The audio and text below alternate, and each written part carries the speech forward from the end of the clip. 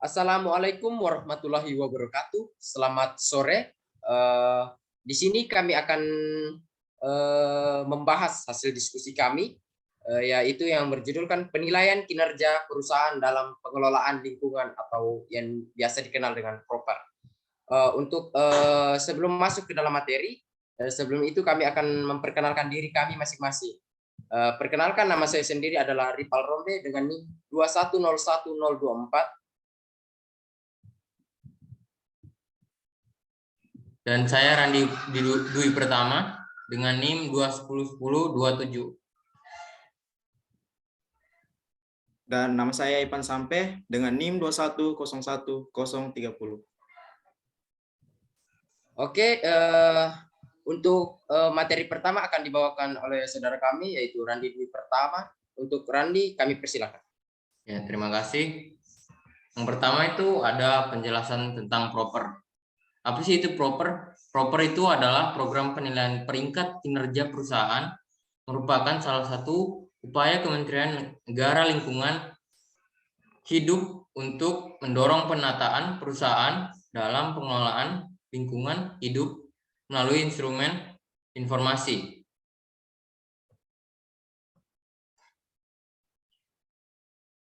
Yang kedua itu ada tujuan proper. Tujuan proper itu yang pertama ada satu, mendorong perusahaan untuk menaati peraturan perundang-undangan melalui intensif disentif reputasi. Yang kedua itu ada mendorong perusahaan yang sudah baik kinerja lingkungannya untuk menerapkan produksi bersih atau cleaner production.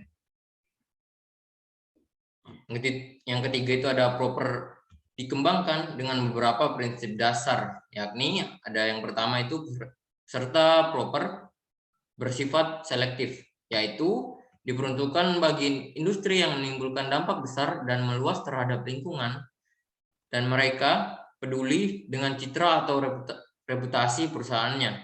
Yang kedua itu ada proper didirikan dengan tujuan mendorong perusahaan agar menerapkan sistem yang baik dalam pengelolaan lingkungan.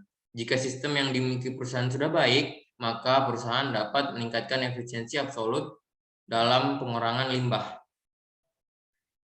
Yang keempat itu ada sistem manajemen lingkungan. Sistem manajemen lingkungan atau Environment Management System atau IMS adalah bagian dari keseluruhan sistem manajemen yang meliputi struktur organisasi, rencana kegiatan, tanggung jawab, pelatihan atau praktek, prosedur, proses, dan sumber daya untuk pengembangan, penerapan, evaluasi, dan pemeliharaan kebijakan lingkungan. Untuk selanjutnya akan dibawakan oleh teman saya, Ipan Sampe. Silakan. Baik, terima kasih. Kita masuk ke materi selanjutnya, yaitu pemanfaatan limbah dan konservasi sumber daya. Jadi pemanfaatan limbah di era globalisasi seperti sekarang ini kurang mendapat perhatian yang khusus dari masyarakat di lingkungan sekitar. Kurangnya kesadaran masyarakat dalam memanfaatkan limbah dikarenakan kurangnya pengetahuan masyarakat akan kandungan dalam limbah.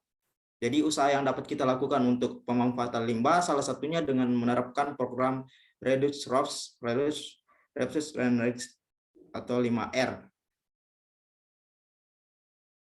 Dan di sini ada konsep sosial atau CSR. Jadi CSR adalah suatu tindakan atau konsep yang dilakukan oleh perusahaan sesuai kemampuan perusahaan tersebut sebagai bentuk tanggung jawab mereka terhadap sosial atau lingkungan sekitar di mana perusahaan itu berada.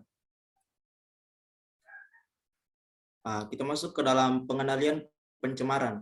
Jadi pengendalian lingkungan hidup dalam hal ini adalah urusan wajib pemerintah daerah yang terkait dengan pelayanan dasar bagi masyarakat, sehingga pengendalian lingkungan hidup menerapkan urusan bersama yang dalam pelaksanaannya dilakukan secara bersama antar tingkat pemerintah, baik oleh pemerintah pusat, pemerintah provinsi maupun pemerintah kabupaten atau kota. Oleh karena itu, dalam penyelenggaraan ekonomi, pemerintah daerah mempunyai kewajiban untuk melestarikan lingkungan hidup.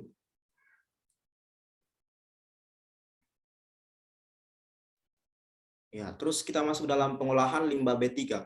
Jadi pengertian limbah B3 dapat diartikan sebagai suatu limbah atau limbah yang mengandung zat yang berbahaya dan berbahaya secara langsung maupun tidak langsung merusak lingkungan, mengganggu kesehatan, dan dapat mengancam kehidupan manusia serta alam lainnya. Limbah B3 bukan hanya dapat dihasilkan dari kegiatan industri. Materi selanjutnya saya serahkan kepada rekan saya, Ripal Rombe. Dipersilakan. Baik, terima kasih. Selanjutnya adalah penerapan dokumen lingkungan. Di mana dokumen lingkungan ini adalah dokumen yang terkait dengan regulasi ataupun perizinan lingkungan hidup. Tujuan dari adanya dokumen lingkungan tersebut adalah sebagai perlindungan pada lingkungan hidup dari dampak yang ditimbulkan oleh usaha atau kegiatan yang diselenggarakan. Kemudian untuk contoh studi kasus untuk materi kami ini adalah kami mendapatkan dengan judul penerapan instrumen sukarela dan command and control dalam penataan lingkungan usaha atau kegiatan perhotelan, di mana jurnal tersebut adalah jurnal internasional yang kami dapat di suatu website yang di mana penulisnya adalah Krisye Sinaga dan tahun terbitnya adalah tahun 2021. Jadi pada studi kasus ini membahas permasalahan lingkungan hidup yang kini telah menjadi isu global. Tidak hanya menjadi permasalahan bagi industri-industri raksasa seperti mineral dan tambang, namun juga telah merambah ke sektor pariwisata. Industri dan limbah air, limbah dari kegiatan atau kegiatan yang dilakukan berdasarkan evaluasi apabila tidak tindakan pencegahan. Biaya pengelolaan lingkungan yang sangat besar dan kurangnya komitmen pengusaha menjadi alasan bagi pengelola hotel untuk tidak melakukan pengelolaan air limbah. Sehingga pencemaran lingkungan akibat kegiatan hotel tidak dapat dihindari dan tidak dapat terkendali. Diperlukan regulasi yang cerdas untuk menata lingkungan dalam kegiatan bisnis fleksibel, imajinatif, dan inovatif.